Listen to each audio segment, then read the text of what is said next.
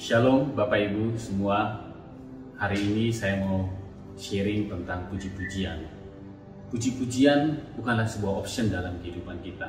Kita sering merasa harus menunggu momen yang tepat atau keadaan yang tepat untuk memuji Tuhan. Puji-pujian bukanlah hanya sekedar berbicara tentang keadaan kita saat ini. Namun puji-pujian berbicara tentang kita fokus kepada Allah. Dalam Filipi 4 ayat 4, Paulus berbicara kepada jemaat Filipi mengatakan, bersukacitalah senantiasa dalam Tuhan. Bahkan supaya jemaat Filipi tidak salah mengerti, dia ulangi lagi, sekali lagi katakan, bersukacitalah. Saudara-saudara, bahwa puji-pujian ini cukup penting dalam kehidupan kita.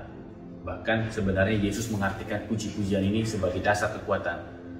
Kita bisa lihat di Matius 21 ayat 8, saat ahli-ahli Taurat menyuruh berhenti untuk memuji Yesus, Yesus mengatakan, dari mulut bayi dan anak-anak menyusu engkau telah menyediakan puji-pujian. Sebenarnya Yesus sudah mengutip dari Mazmur apa yang dikatakan Daud, yaitu di Mazmur 8 ayat 3 yang mengatakan, dari mulut bayi-bayi dan anak-anak yang menyusui telah kau letakkan dasar kekuatan.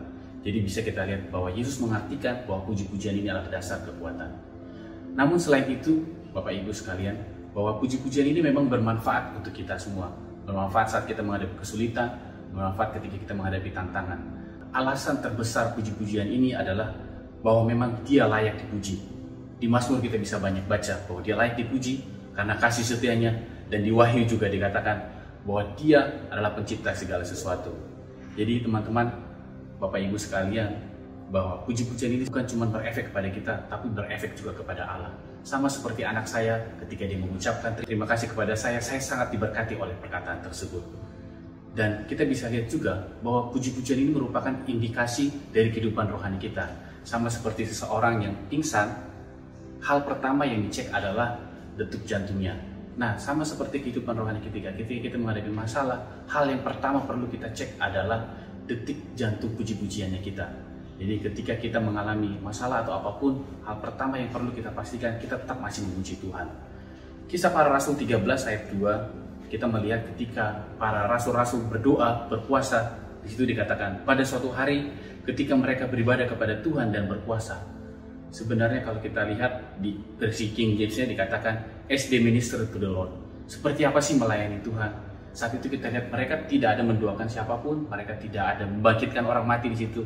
Mereka hanya memuji Tuhan, berpuasa. Menurut secara pribadi saya, bahwa puji-pujian adalah hal yang sangat penting sekali dalam pelayanan Tuhan.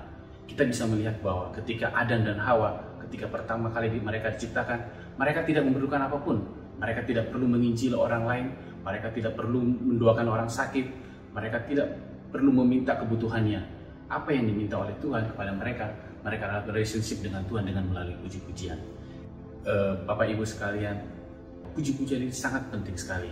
Seperti yang dikatakan di Mazmur, biarlah segala yang bernapas memuji Tuhan. Terima kasih. Shalom.